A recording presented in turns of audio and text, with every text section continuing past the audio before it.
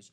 The FBI now says it found thousands of Huma Abedin's files on Weiner's confiscated laptop computer and will release all of them by the end of the year. Tom Fitton is the president of Judicial Watch. His lawsuit against the State Department caused those documents to come to light, and he joins us tonight to explain what they mean. Tom, thanks for joining us. Hey, Tucker. I'm sorry to superimpose you against a picture of Anthony Weiner's chest. What's the significance of these documents?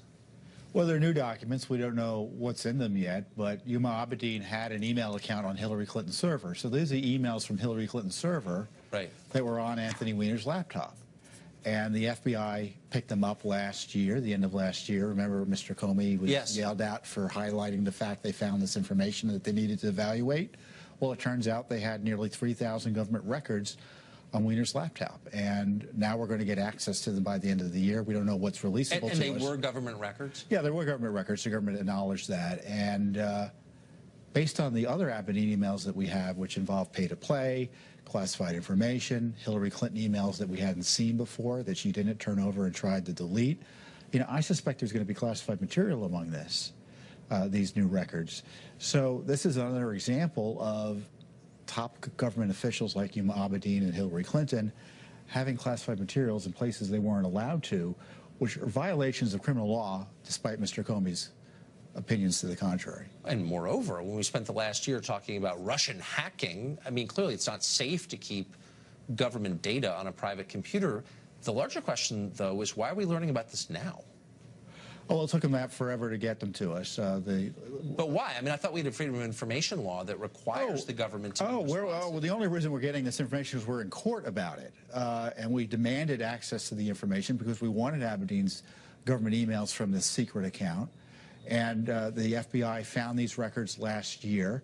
They took forever to turn them over to the State Department. The State Department got them last June. Wait, but do these documents belong to the FBI or do they belong to the American people? Well, the FBI found them, and they found that they were State Department records. They turned them over to the State Department many months ago, and now we're finally learning the analysis has been done because there are records that we won't get because they may be actually personal records of Ms. Abedin or Weiner, whoever.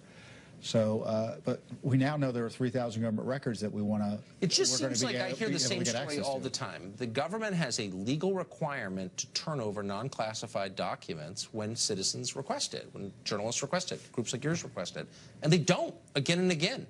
How do they get around that law? Well, they ignore it, and you just have to push in the courts for it. And this, to me, is an opportunity for President Trump to kind of initiate a transparency revolution by getting this information out as quickly as possible. We know the FBI went and found the emails that Mrs. Clinton tried to delete, and they found some of them or recovered them. The State Department has them. We don't know when we're going to get those. At the current schedule, the State Department wants to release all of Mrs. Clinton's emails to us that they still have and haven't released at a rate that would make them, at a rate that would allow us to finally get them all in the year 2020. So there are still thousands of documents being withheld from the Kennedy assassination over 50 years ago, and the CIA is now arguing, we're going to do a story on this tomorrow, that they need to hold them for another 25 years. If people knew the amount of information that belongs to them being held by government bureaucrats and officials, they would freak out, I think. I think we sued over that, too. Oh, good for you. Tom Fitton.